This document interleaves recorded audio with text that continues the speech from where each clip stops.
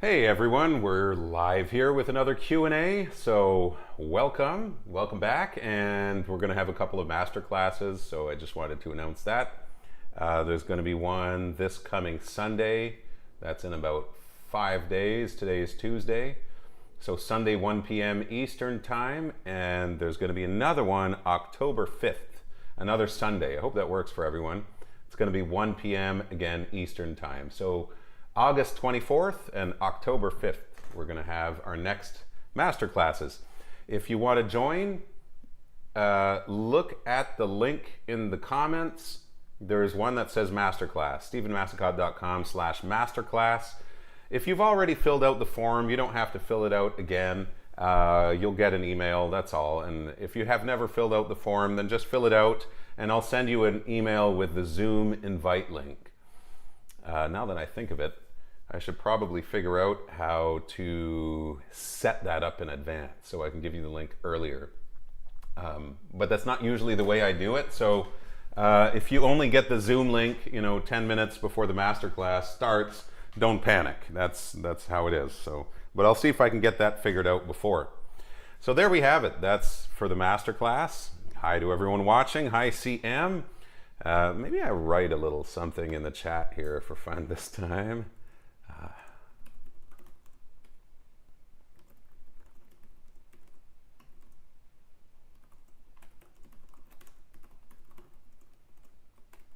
There we go.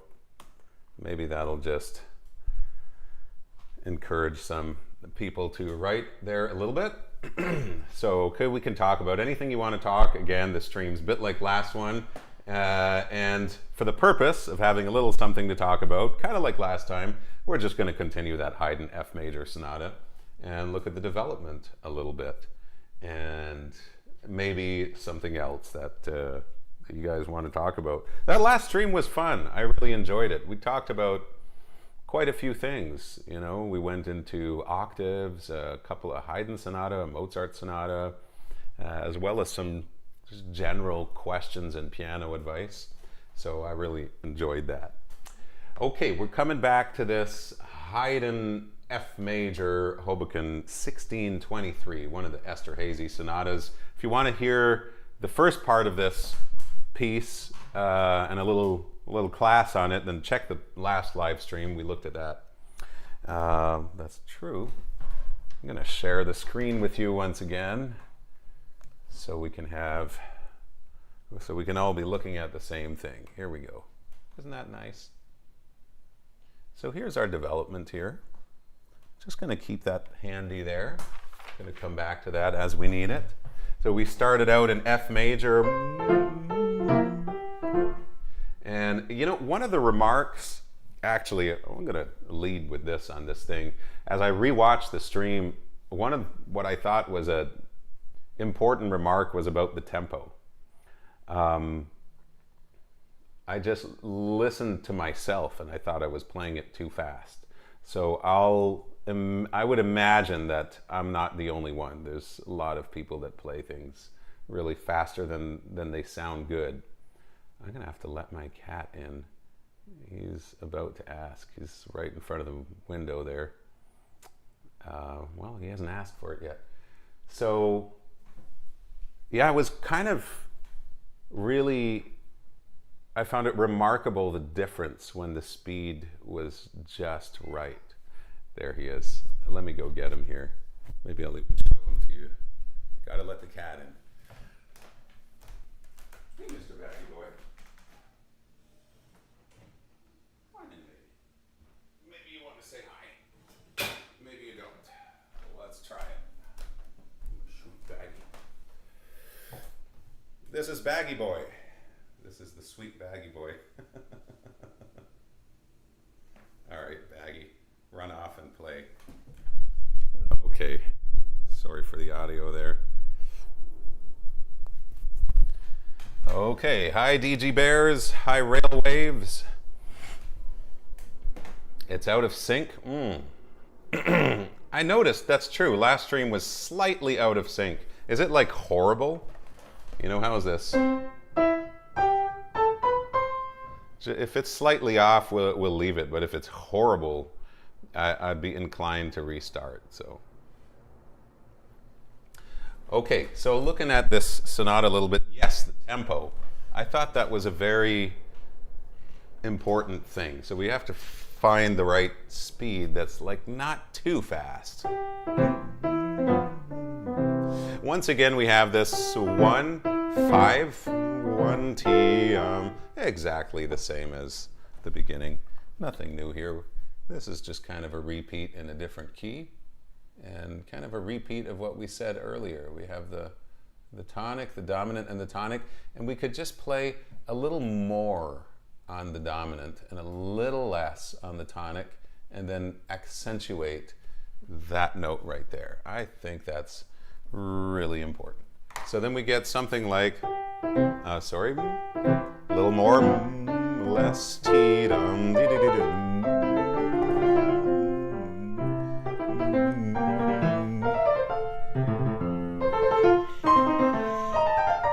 Sounds like we should kind of bring up the second sequence in volume a little bit here, just a little bit more. It's off by about a second. What do you guys think? Should I restart this stream? I think there's a setting in OBS.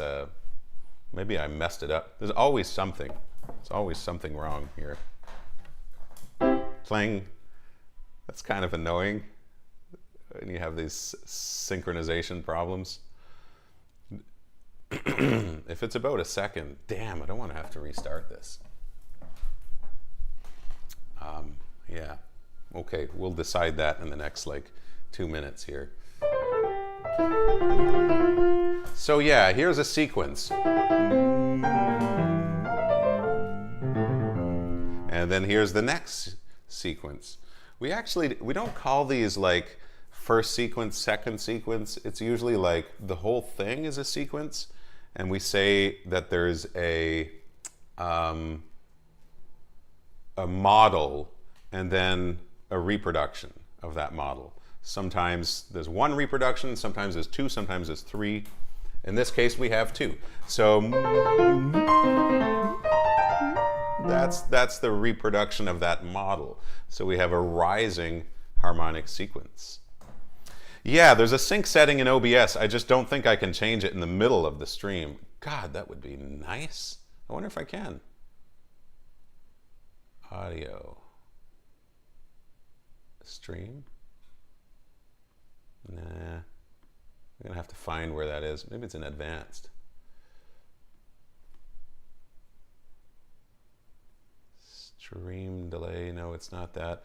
I've messed around with this setting many times trying to get it just right. See, and how come last stream we did, there was no problem, right? It worked. We didn't have that delay, and now there's a delay. So these are things I'll never quite understand. Yeah. I don't think I can change the settings while we're in the stream. So, damn, I wish I can hear it. Okay, we'll go on a little bit further with this. So there we have our two sequences. And this, that's the end of the sequence. Now a little bit more, the second one.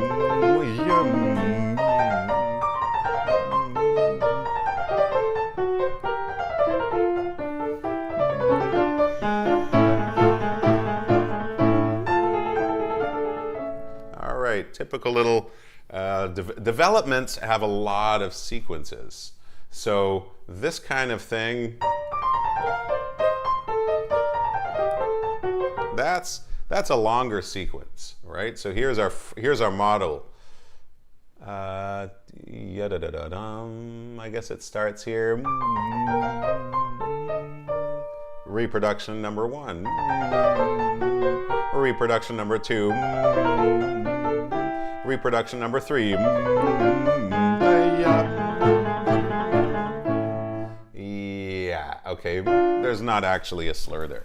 So let's come back to the sync offset is in the setting in the audio mixer. It's the audio mixer. I see. Do you know rail waves if that's possible to adjust in the middle of of a stream or something like that. The audio mixer. I'm pretty sure I have to turn this off because I just don't. Oh, push to talk, push to, no, it's not that. Yeah, I would love to not have to restart this. Okay, so this is what I want to show you here. Okay, put that like that. So here, this was kind of like an urtext edition, but there are slurs here that are still not in urtext editions. These ones here, they're not there, okay? They kind of make sense, but it's also nice without them. So you get to decide if you want to slur that. Same thing here, that slur right here, that's not there either in the urtext editions. So this was a pretty good addition here, but we have that problem, okay? We still have that problem of having some things. So, okay. Thanks, Railwaves. I'm glad you're enjoying it. I think we'll just leave it like this, and maybe next time I'll do some extra tests before to make sure we don't have that problem. So that means that we could do,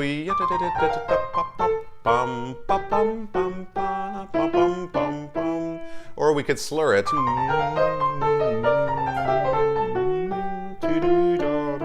Instead of pop, pop, pop. I think they both sound very good. So do whatever pleases you, or just do whatever you feel most convinced about or feel the strongest about. For example, I don't really like that slur. You can survive. Oh my God, is it that bad? We're gonna make this stream so short. I should be this could be a brand of the YouTube channel. The guy that always has audio problems. At least you can hear me today, I hope. I turned up the volume a little bit of this. So, okay.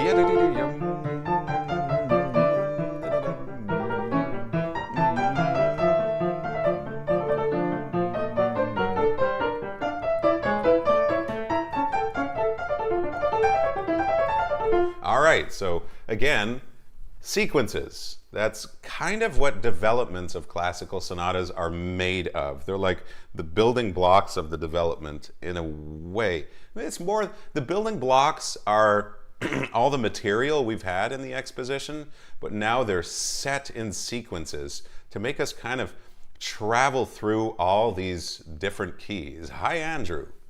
So here we go. We have, once again, a sequence.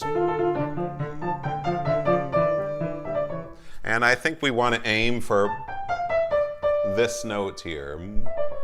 So maybe just a slight, kind of like a crescendo. And then back down. So the coming back down thing is often where the problem is, all right? Because remember we said this a lot of times, many people, many of you, I'm sure, you're doing an accent when you have a staccato. So we don't want an accent. We just want a short ending to this, and maybe even, you know, a little slight lead into that note. That's the important note. Shall we circle that note? How about it? So there we have that. Right? Instead of, that's kind of what I keep hearing over and over. Now we have the first reproduction of that model with a diminished seventh.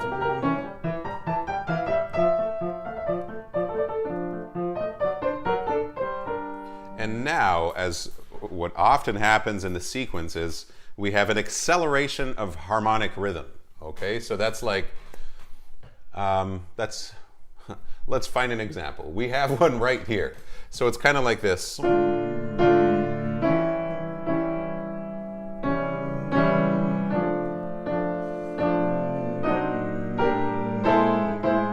not finding my chords here. I see. the pace at which the chords goes faster. So we have here, for example, D minor. Well, let's, instead of calling out the chords, I'm just going to say here, where we have a harmonic change. So here, here. I think that's the same. See? Here, here, here, here, here, here, here. So that's what happens so often. We could kind of practice this with any harmonic sequence if we have, let's say we have that. What we'll often have in music is an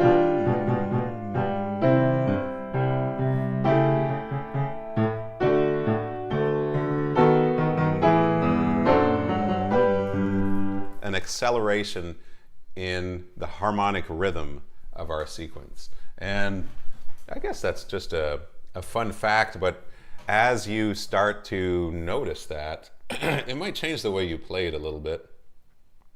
I think this is a little bit like the sentence. We talk about a sentence as well, where we repeat a little thing, and then we do it the third time, but it's longer. It's not unlike that. Ti da da di da da da da da da di da dum. Ti da da da da da ti ya da da da ti da ti ya da da da ti dum ti ya da da da dum. So there's an intensity in there, and you can kind of use that intensity a little bit. Okay. Reminds me of formal lessons, no accents while playing scales or arpeggios. Staccato doesn't mean accent. You remember that? Okay. Yeah, maybe that's something we got to remind ourselves a little bit. I think it's just a mistake that everyone makes kind of until they think about it.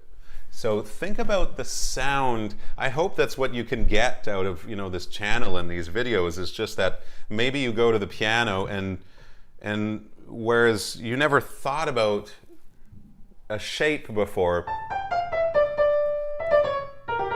and now you have this idea that, hey, I can shape this so it goes,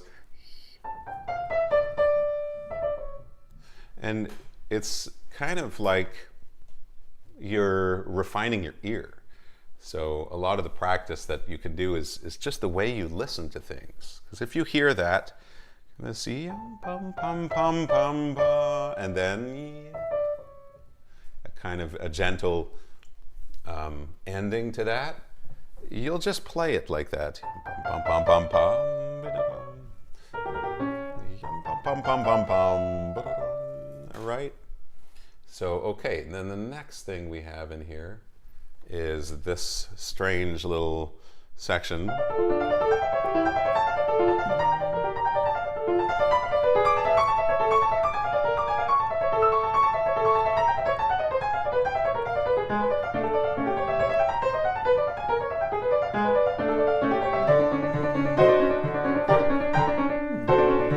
Okay, and in that little sequence, here what we can do here is follow, and then we're kind of following the top line. So group like this, yum pum pum pum pum pa da da da dum. Then you go pa da da dee da da da dum. That's another grouping. Ya da da dee da da da dum. And we're kind of aiming for this place, this place, this place, etc. So if we practice like this,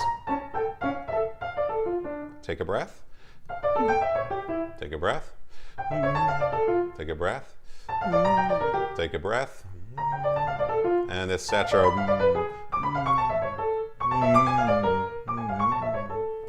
Maybe the ones that are kind of going down, like here, we don't have to necessarily accentuate the second note, but when it goes up like that and to a diminished chord, flat or natural, that's kind of up for debate there. Then we can do it like that. That kind of works there. Okay.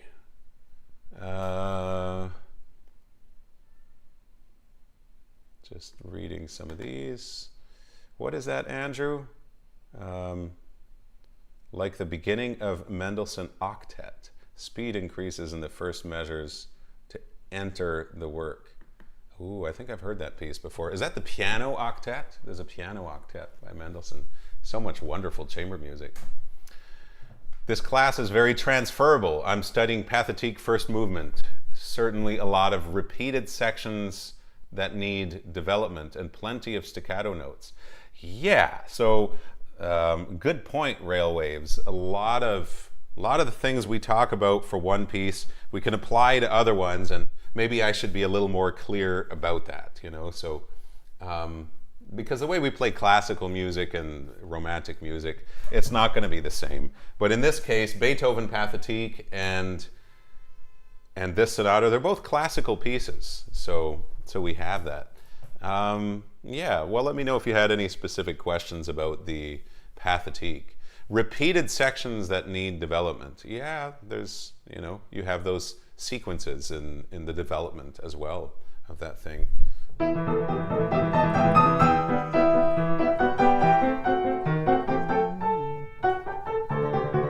Another sequence there.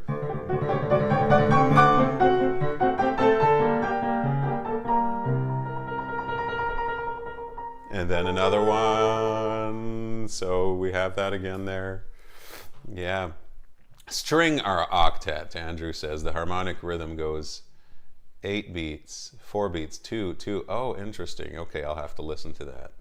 Yeah, okay. That's exactly what we're talking about. You know, you have like 8 beats with just one chord, and maybe that goes on for a while. I'm not sure in that thing. And then it just like it shortens up. The chords change sooner and sooner. So it's not that the tempo accelerates, it's the harmonic rhythm that accelerates. Oh, that's an interesting idea. Okay, back to Haydn here.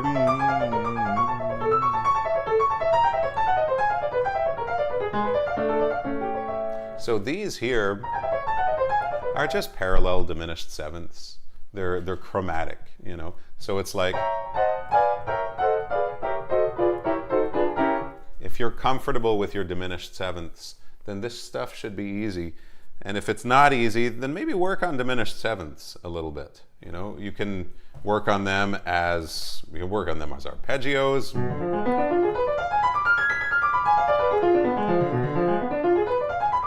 I think we'll do a video especially just for that. That would be a good idea.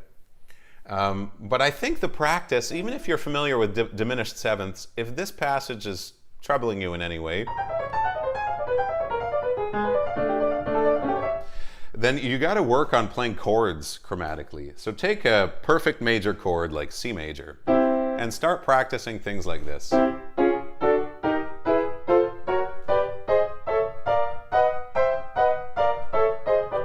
Etc. Or we could do it with minor chord. Or we could do it with diminished chord. Or we could do it with a diminished seventh. So these are some ways that we can get better at this kind of stuff. I think it's a fun skill to practice. And if you're not able to do it, it'll help you in a whole variety of situations. So it's kind of about learning how to crawl on the piano. You'd almost do this better with your eyes shut, because you can feel kind of exactly just a semitone crawling up on the piano. Doesn't matter if it's a major chord or whatever the chord is. We could take dominant seventh chords too. And it forces you to kind of feel where these 4 fingers are, and then, you know, I kind of push my hand to the right and let them slide onto the next chord here, onto all the next notes. But we have to be careful not to go up 2 notes. Otherwise, we'll end up with a different chord, or we're just missing it. Hi, Isaac. So, okay, where does that bring us to here? Yup, beep, pom. Oh, I love that. And then another, that's another sequence, right? Yep.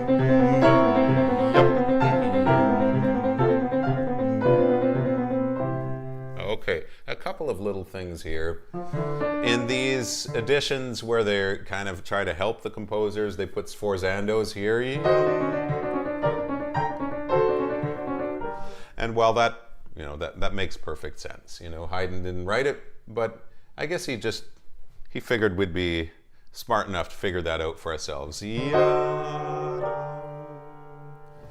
way that chord enters in the middle of the bar,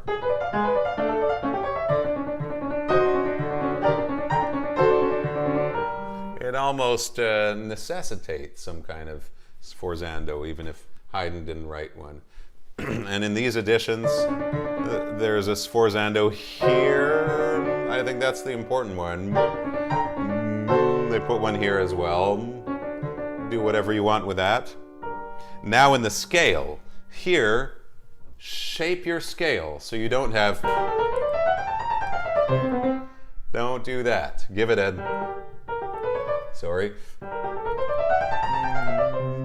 You see how it has some kind of shape to it. By shape, we mean that it's not static. It's not like always the same volume. It has a point that it gets louder too and softer. Kind of like we put a swell in there. We could just, in simpler terms, say, make a swell in that scale.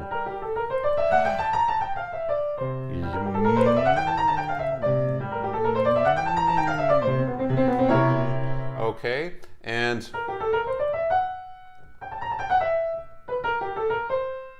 I'm trying to find a bad fingering here to make my point. It's kind of hard to find a bad fingering here. It just fits naturally, but it's so convenient to have the third finger at the top of this. It just makes a nicer shape for classical music than a situation where you'd have 3, 4, 5. That's less good.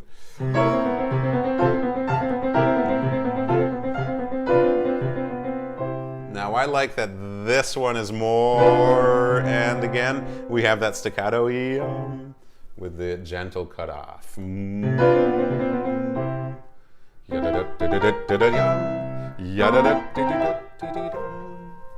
Okay. I kind of bring that one down a little bit. There's something very humoristic to the way Haydn writes this kind of stuff. At one moment, the music sounds so serious, and then it becomes like almost funny again. He just comes right back to... There's something humorous about that. Sometimes I get the impression with Haydn, it's as if he's angry, and then he's pretending to be angry. So it's kind of like in the C major sonata. Where's that part?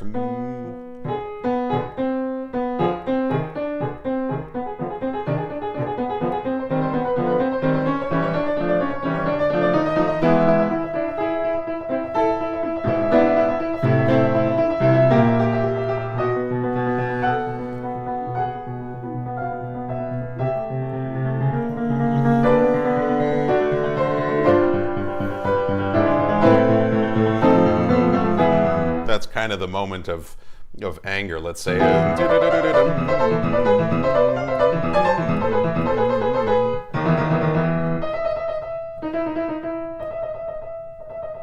And he stays really serious about it for a while here. So we have again that diminished seventh.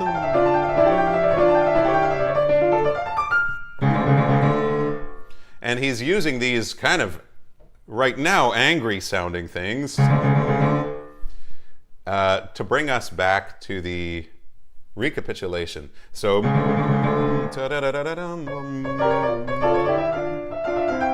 and this is that moment where it's like we think he's still angry, but he's playing a trick on us.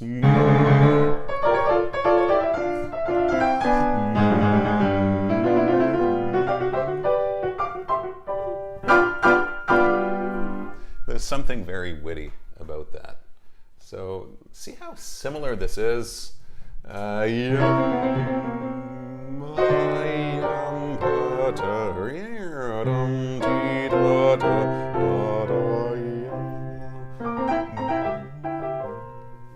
That brings us right back to our recap. So there we have that. Okay, do we do a little more of this? Why don't we just finish this sonata? I think we've already said everything. If anyone's watching and wants to hear more of the Haydn F major sonata, maybe check out the last live stream. We talked about this quite a bit. Oh, there's the trill in the left hand. There's that horrible trill. This is the thing that, okay, that's very important. That trill could make a person not want to learn this piece.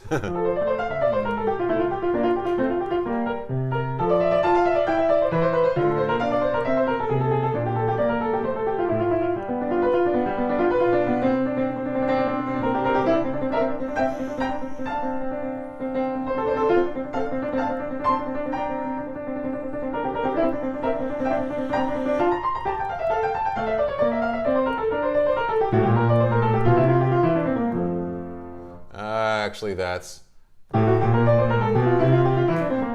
the correct rhythm there. Okay, the damn trill is it's not fun to play. So, unfortunately, so we got to kind of. I take that as a challenge. How can we make this fun?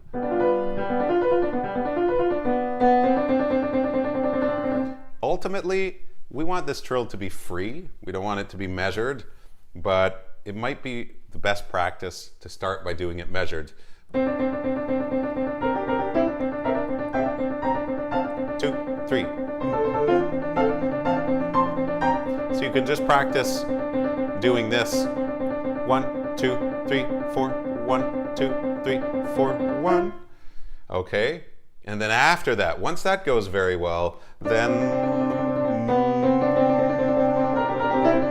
we can start to be really free with the trill.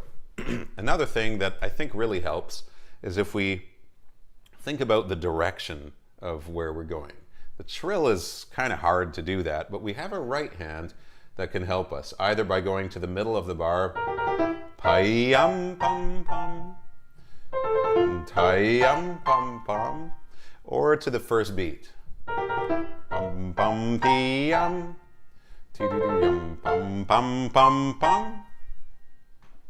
Or a mixture of both. We could have middle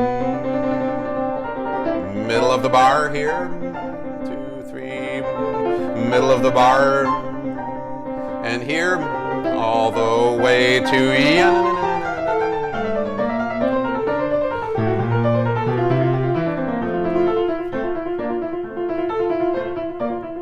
okay, and in these things, use your rotation to get the sound from the 5th finger here. That's going to help a lot. We want a little bit of a fast light attack on those notes.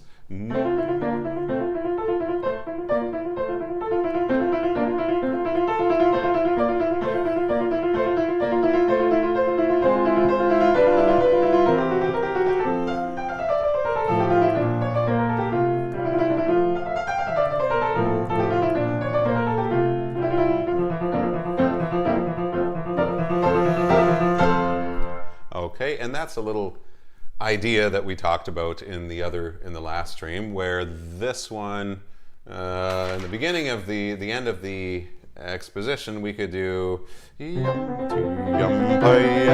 then decrescendo, finish like that. Okay, and at the end of the sonata, we'll do the opposite. So, come less here, and then recrescendo for the ending. So we kind of do the opposite both times. It works very well, again, in a whole bunch of Haydn sonatas. The first time I learned to do that was in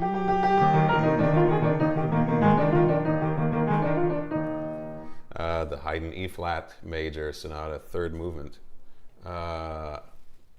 You have that at the end of the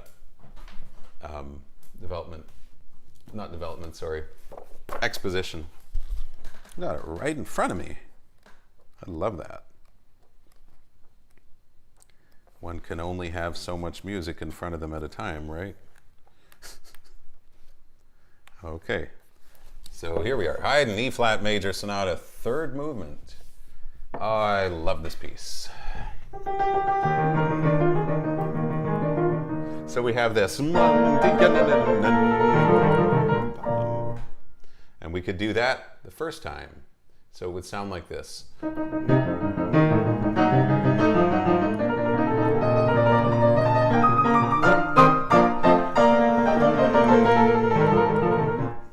Okay, sorry for the coordination there. And then we get to the end, and we'll do exactly the opposite.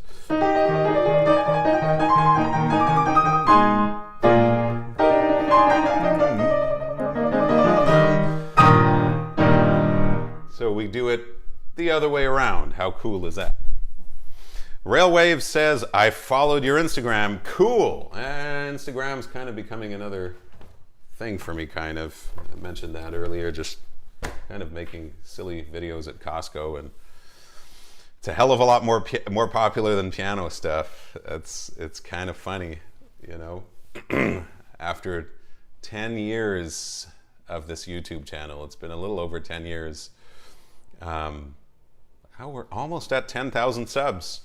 So anyone watching, if you like the content, just hit that subscribe button and hit the bell next to it if you want to be notified when we're live, if you don't want to miss our live streams. Yeah, but on Instagram, in the course of just a few months, I made it to something like 15,000 followers. So, you know, it's kind of hard to funnel that audience to this channel because this is way more specific, but anyway. So the octet is originally written for 4 violins, 2 violas, 2 cellos, but there's a solo piano arrangement. Lol. Okay. Try to fit it into a keyboard. That's doable, right? It's not too many instruments. Yeah. Hi, Moy. We're kind of wrapping up here. So, yeah, it's funny how there's piano transcriptions of things which sometimes are just like, you know, not that great, but I love them. I'm so happy they exist. Like, for example, it's not that they exist. I'm happy that people play them and record them so that we can hear that. Holst, The Planets. Does anyone know that? The Planets by Holst.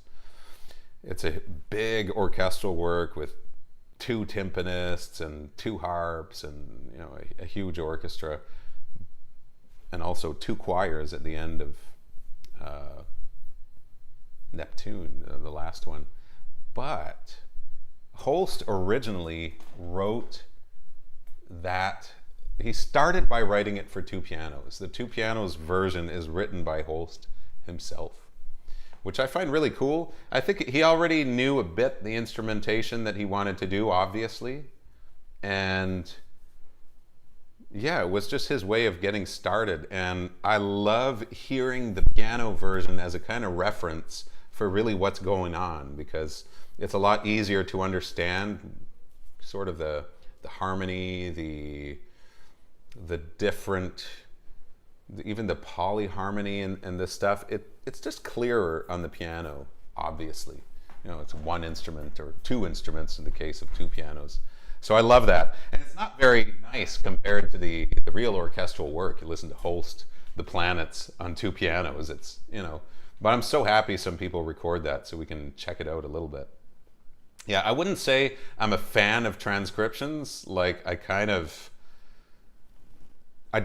don't really like playing them compared to things that are written for piano, but again, I'm just so happy that they exist. I like looking at them just to have the chance to kind of understand a little bit better that music and, you know, be able to put it together. It's kind of a weird thing on the piano because we can do almost anything, but sometimes we try to replace an orchestra and it's only going to be satisfying to a certain point. So I was trying to play Hymn to the Fallen by John Williams from Saving Private Ryan, all on the piano. I was like, geez, with 2 pianos we can do it, but 1 piano is just never enough. The Rock Symphony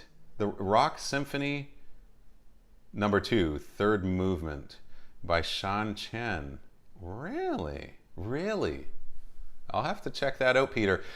Like a lot of people, Rachmaninoff symphonies, I think I've listened to that once.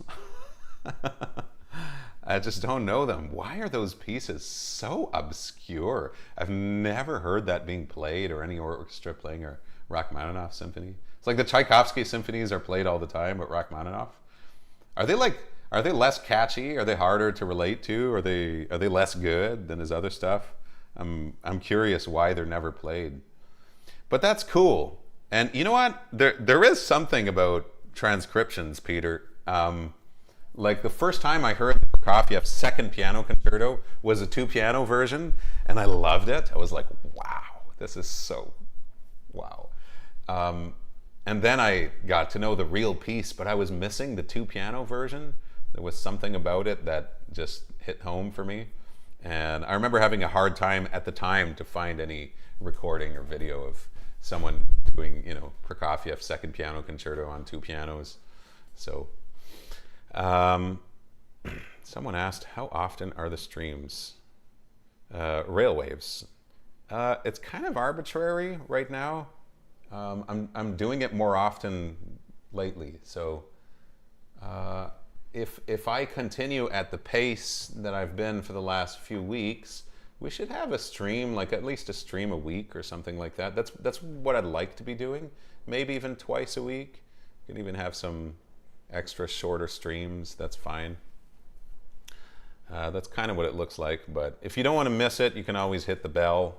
That's good. And if you're watching and you haven't liked the stream, you can like it as well, if you like it, of course. Seza Sayin says, I've been playing for 3 years, learning by myself. Doesn't matter how much I study, sometimes my brain stops and I forget all.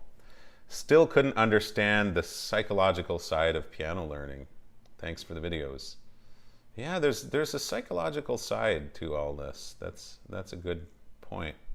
Doesn't matter how much I study, he says. Sometimes my brain stops and I forget it all.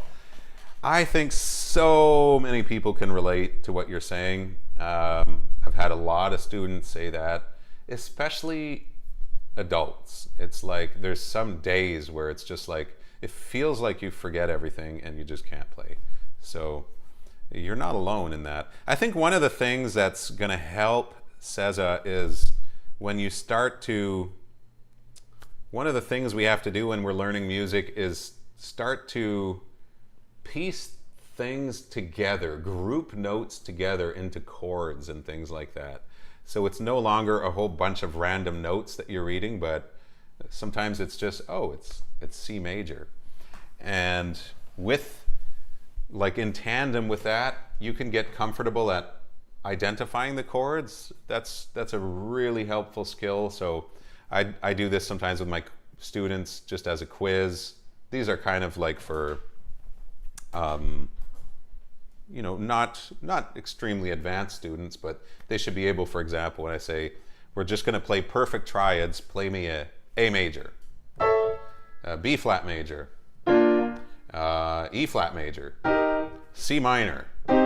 You should know those triads. And what I like to check is kind of how long does it take you to find the chord. If I say, E flat minor, and you're like, it takes like 10 seconds to find the chord. And then you go, oh no, that's it.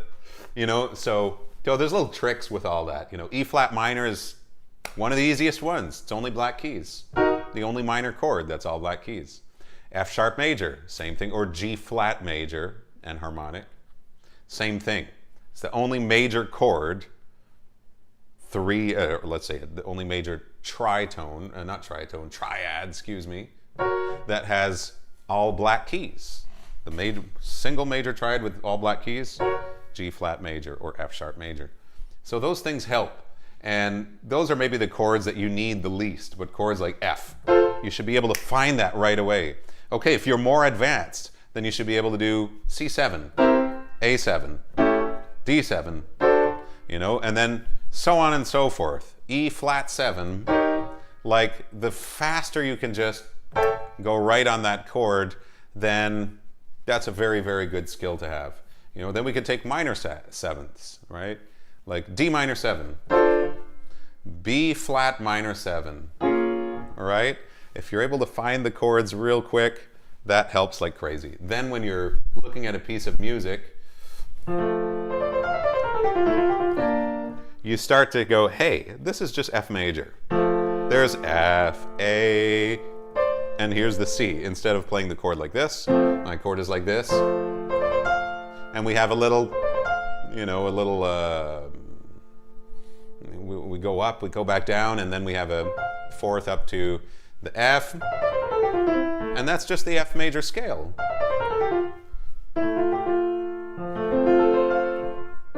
And then we get to another chord.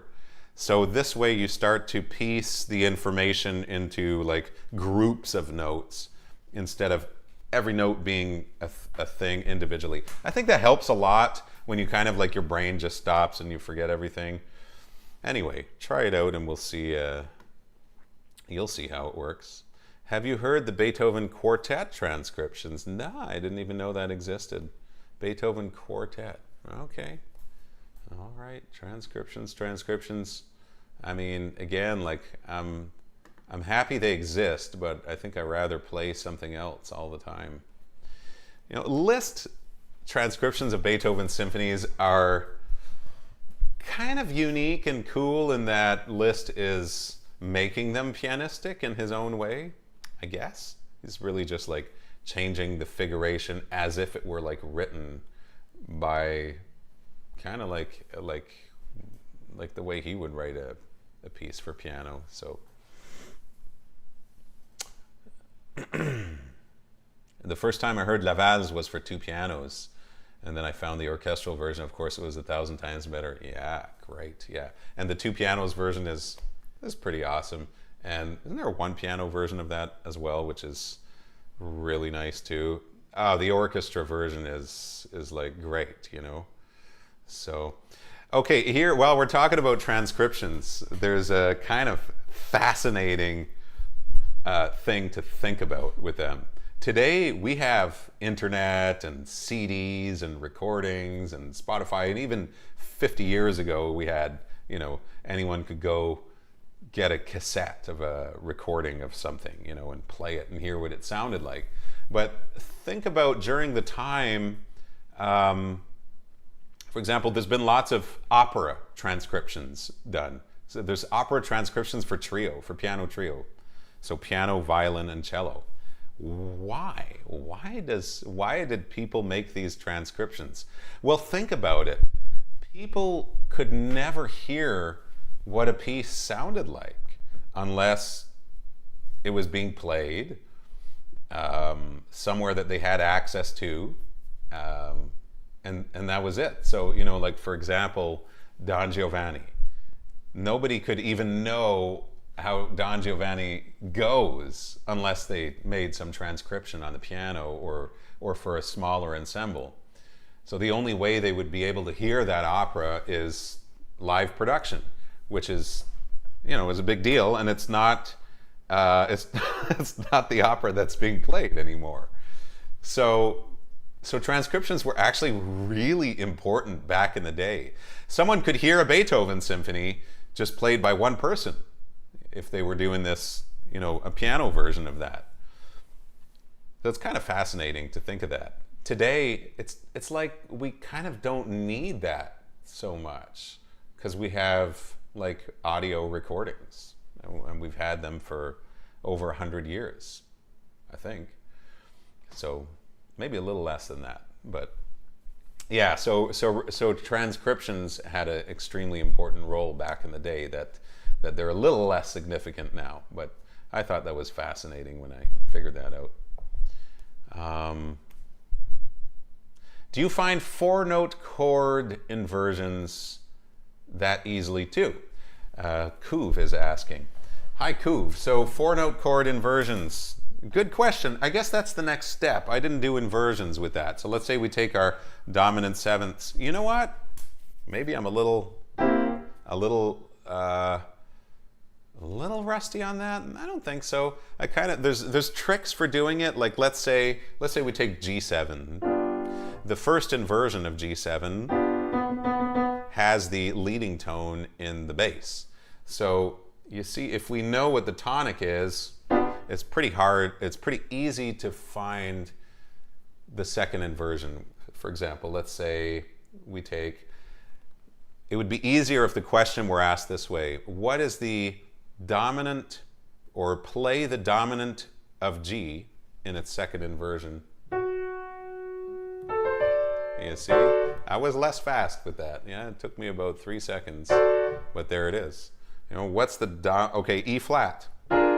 See, that would be the B7 right there in second inversion.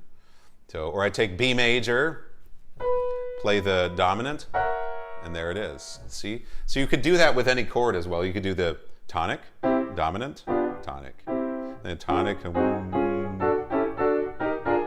and you go through them like that. The final inversion of the 7 chord, my favorite one, is with the 7th in the bass. All right? So it's kind of like the chord. Let's say we have G7. That one's very easy to find too. G7. Well, you just play G. And then you add the 7 below, which is always exactly a whole tone beneath the lowest note. So we could go on like this. For example, let's just do dominant 7th chords in their final inversion. So, all right, E flat 7, see, B flat 7, G7, D7, and so on and so forth, A7. It's kind of just as easy as playing A, but we add that whole tone beneath the tonic to get the 7th. So that's good. Diminished 7ths, we don't have the problem. Every inversion to a diminished 7th is another diminished 7th. So there we have that. What do you think about lesser practice skills with classical pianists nowadays, like playing by ear, transposing on the spot, or improv? It's true that there are lesser practice skills today compared to back in the day. Pianists kind of had to do all this stuff, and today we become more and more specialized in less and less. So I think they're very important skills to have. At least they're very useful. Playing by ear. What do you have there? Playing by ear. Okay, so just hearing something and being able to play it by ear. That's a wonderful skill to develop. You know, I think a lot of classical pianists, we run into this problem where, you know, we can play Rachmaninoff concertos, but if someone asks us to play Happy Birthday, we're like, what? So, and not everyone has that problem, right? Popular pianists, they kind of go straight to that sort of stuff.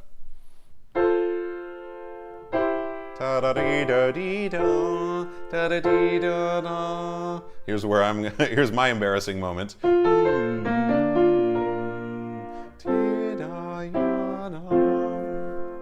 There's an interesting fact about Happy Birthday. This is going to be the interesting fact stream. Happy Birthday is in 3/4 time signature, but there's a bar with an extra beat. So 1 2 3 1 2 3 1 2 3 1 2 3 1 2 3 1 2 3 4 and 1 2 3 1. Everyone's just kind of agreed that that's how we sing it. You know, we put a fermata on that note. It's kind of funny. No one ever thinks about that. Sean Seza says, I memorize pieces very quickly, committing them to muscle memory. After a while, I play the piece reflexively, not knowing what I'm playing. Thank you for the advice. That's awesome. You're doing great. That's where we want to be. We want to kind of be able to let go as much as possible at the piano eventually get to a point like we're concentrating and focusing to play the right notes, play the right chords, get the right memory, and then we kind of alternate between that and just not focusing on it and seeing if we're able to just do it, how did you say that? Reflexively. Yeah, like it's a second nature or reflex or an automated process.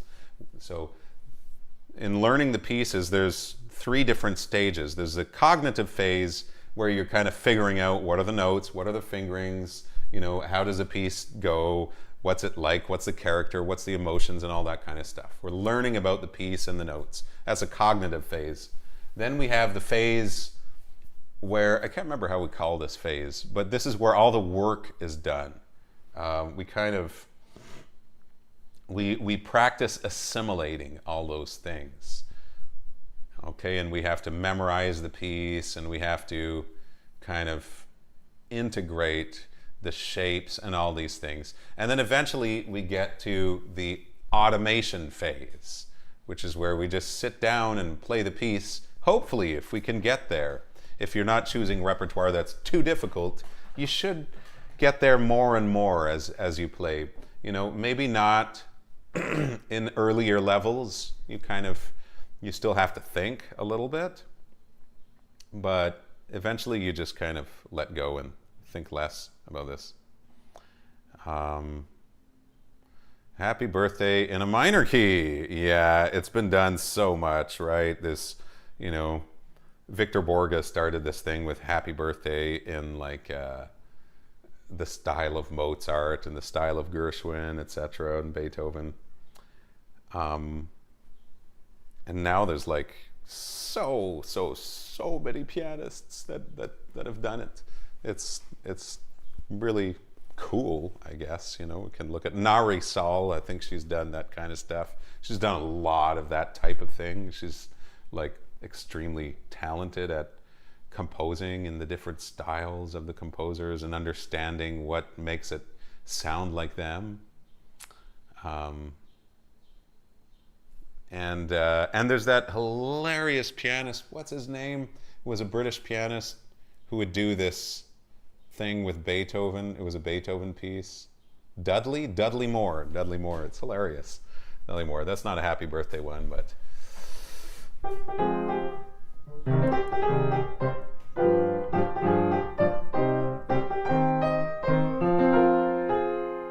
or we can make it a Neapolitan.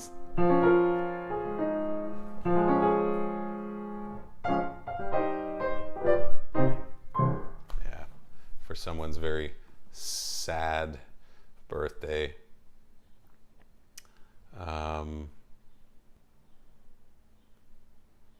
I remember Sungjin Cho saying, searching for the right sound took by far the longest amount of time. Yeah, that's beautiful. Sometimes that's kind of, we can spend a lot of time just finding the right sound for something, you know, especially when we play pieces that force us into doing that, like Girl with the Flaxen Hair, for example. And that's so much fun to just find the right sound because you're listening all the time. You're listening to what you're doing, but you're also imagining what it is you want to hear and getting what you're doing closer and closer to sounding what it is that you imagine. Do people find memorizing slower tempo pieces harder? I do, but maybe I have ADHD. Oh, thank you, Kuv. I definitely find it way harder. When things are really fast, it's like you almost, depending on the piece, a lot of the times I just never have to memorize that part. It memorizes itself. And then it's the slow part that you're like, this happened to, okay, here's another funny anecdote. This happened to me playing Rock 2. All right, you have Rock 2. And in the second movement, that was like the harder thing to memorize. And you know that part where the piano just has the melody on its own?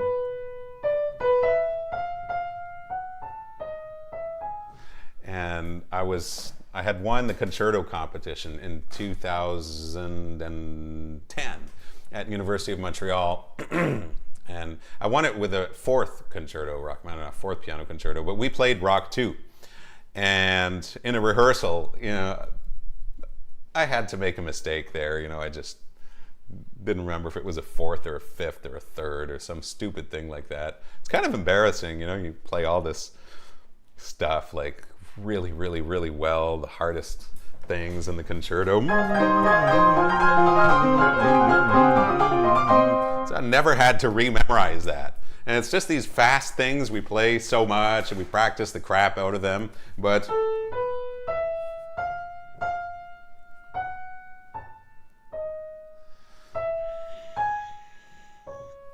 a lot of times we overlook that, and there's no way we're going to spend anywhere near half as much time on that as the really challenging things. So yeah, I don't know if it's an ADHD thing, but I definitely concur, Kuv.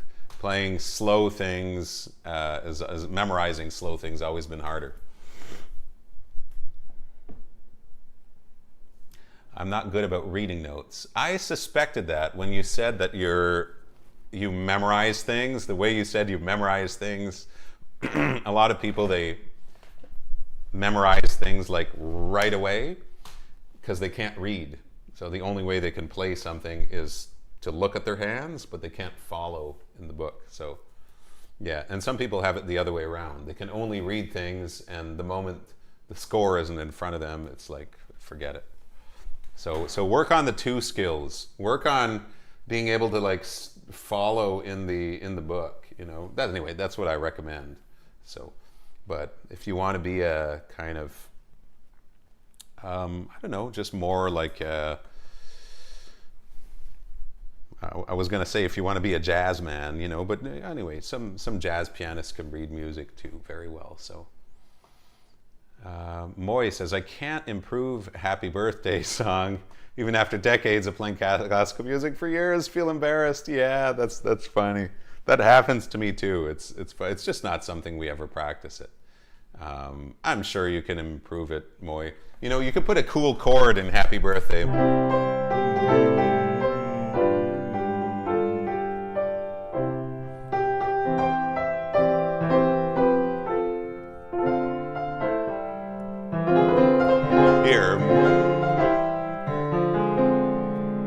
Put a D flat 5/7. There was an episode of Friends. It was in the earlier seasons. It's someone's birthday, and there's a little beautiful happy birthday that plays at the very end on the piano. Does anyone remember that? And there was something so bittersweet about it. One of the chords in that.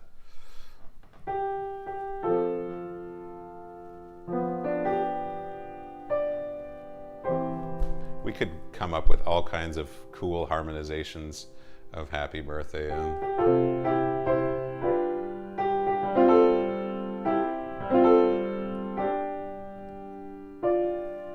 Well, we could also have, what did I just do before?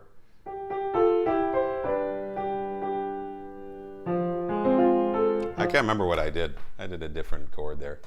Anyway, and that's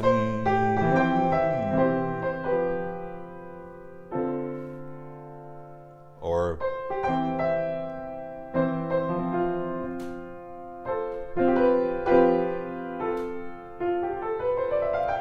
it's kind of have a little Lydian feel to it.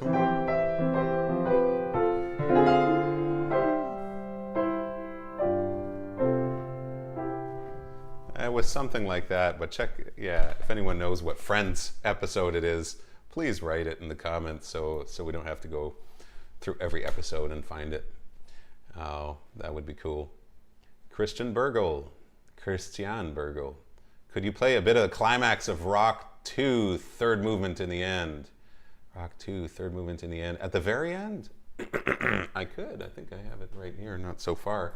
I've been looking at Rock 3 lately. Not Rock 2. Where is Rock 2? Do I have it right here?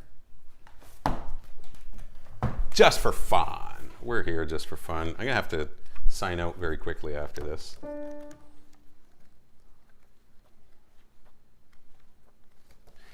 There's that little cadenza, yeah.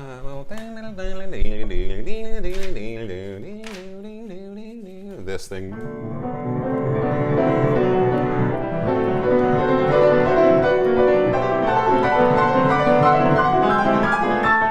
don't remember this by heart.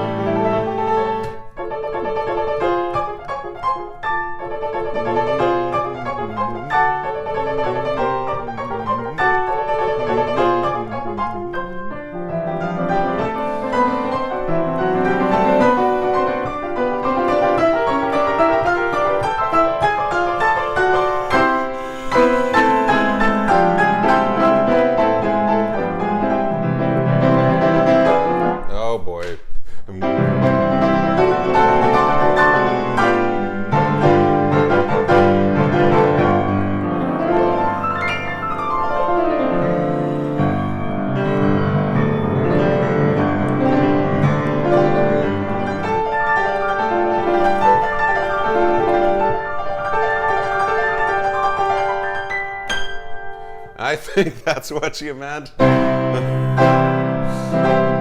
then we have our blessed chords.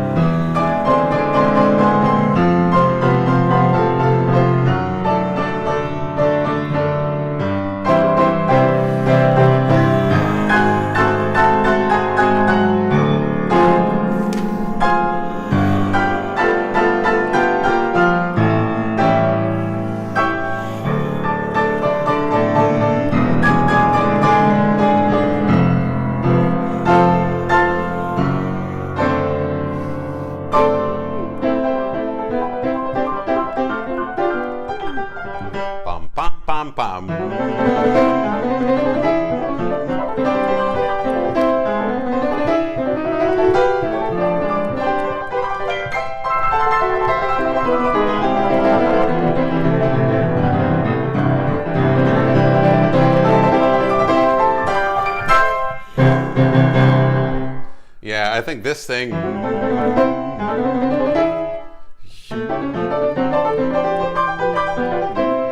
That's a little harder than. That's kind of the part where people get really kind of excited or impressed because it's really seems so fast. Whenever we have those alternating things in the two hands, it's like the end of the Grieg sonata we looked at a few weeks ago.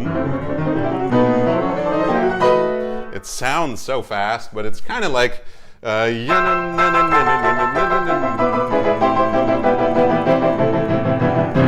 which is a little challenging, and then we just we alternate the hands.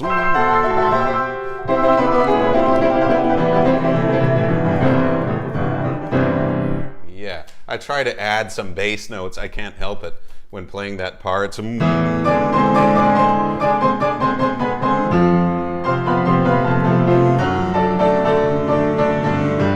Kind of one of the frustrating things that we have to deal with piano concertos, but we're pretty lucky as pianists. You know, we get to play so much music that just sounds perfect on its own without any other instruments. So there we go. Okay, guys, I think I just want to read the rest of what's here.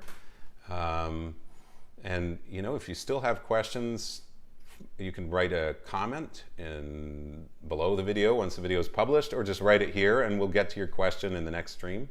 So there's no problem with that. Andrew says, how do you feel about the disconnect between classical pianists and more modern pieces? Maybe we'll lead with that question next time, Andrew. The disconnect between like classical pianists. I'm curious what you mean by modern pieces. You mean modern pieces like, Shostakovich and Prokofiev, or you mean like popular music? I find it so sad that pianists don't work on them much at all or collaborate with composers. I think you're talking about like modern classical music. The flat six in the major context, such a tearjerker, yes. I'm learning the Alan Richardson transcription of Rachmaninoff's Vocalise. Any tips on learning that? I don't have that transcription, but I think, is that just the standard piano transcription of Vocalise? Imagine Rachmaninoff wrote amounts of this just sitting behind a desk with only a sheet music in front of him. Miracle. Yeah, and there's few composers today that still do that, but John Williams is one of them. So, if you're in Montreal, we're doing a homage to John Williams concert. It's GFN Productions, which I play with often. We're doing a homage to John Williams in Montreal, and I think Toronto and Sherbrooke and maybe Quebec City as well. And so I'll be playing the piano and celesta, including the Harry Potter theme on the celesta, which is kind of cool. So Olson calls it the dog paddle. Yeah, that's right, the dog paddle. That's how my teacher called it. He'd call it the reverse doggy, right? Because when we swim, this is the doggy swim, because dogs swim like this. Okay, so the reverse doggy is kind of like that too. But it's like, it's a very small movement. Memorized 30 pieces in 3 years. Good for you. That's 30 pieces in 3 years. Not bad. All memorized. When I'm on my own, I can play them with a few mistakes, but in front of people, everything becomes a mess. You can kick me out from the live video. Why is that? Yeah, I think everybody can relate, Ceza. That's kind of the boat we're all in. We're able to do it perfectly on our own. And I think the only way to get better at it is just to play in front of people kind of regularly, so it feels a bit more like brushing your teeth than some like big event that you have to lose sleep over. Yeah, modern classical living composers. Okay, well, I mean, when the music is good, like, I don't know, as pianists should, I don't know if some are less interested in it. Sometimes the music is so hard to play. It's like, it's just, maybe that's why it doesn't interest people sometimes. Modern music can be just really time consuming in like the learning process of it. So, and let's face it, there's some like awesome modern music, and then, not all of it is awesome. So the Alan Richardson transcription is one of Emil Gilel's plays. His performance is on YouTube. Aha, okay, I'm familiar with that one. Okay, maybe we'll look at that. Maybe next live stream we'll start with that. I have to run. Oh my God. Love John Williams stuff. Thanks for the live stream. Okay, guys. What does that says? It question between these professional questions, mines are like the crackle on the radio. Yeah, I wouldn't say so. I appreciate your questions, and I think a lot of other people here do. So don't be shy, guys. Anything you want to talk about in these streams, even when we're doing one on a specific video or a specific piece, it's fine. Just ask them. I'm happy to have this conversation with you. Maybe I'll see some of you on Sunday in the masterclass. Okay, 1 p.m. Eastern time. Fill out the thing in the description if you haven't already filled it out. Okay, if you filled it out 3 years ago, I have your email address. Okay, if your email address has changed, then just fill it out again. I'll send you an invite link for the Zoom thing, and we are going to have another masterclass on the 5th of October. Okay, also a Sunday at 1 p.m. Eastern time. Peace, over and out. Take care, everyone. It was great to be here with you today. Take care. Happy practicing. Bye-bye.